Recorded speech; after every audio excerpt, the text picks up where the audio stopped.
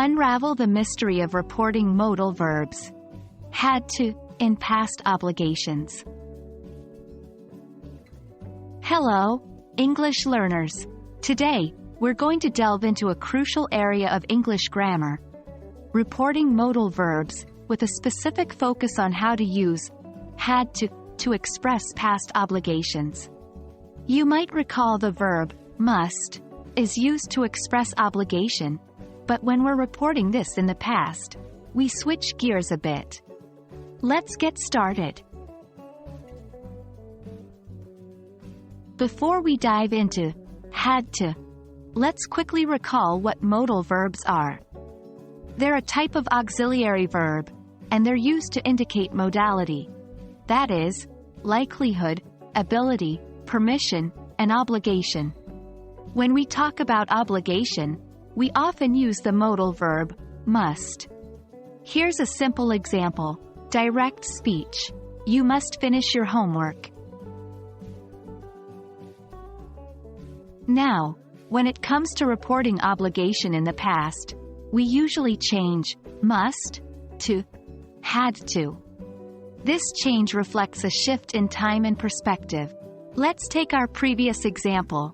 Reported speech. She said that I had to finish my homework. See the difference?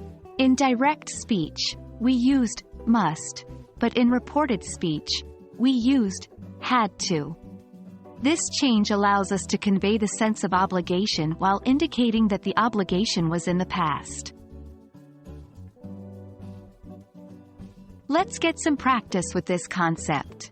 Remember, it's not enough to just understand grammar. You must also apply it. Here are some examples. Direct speech.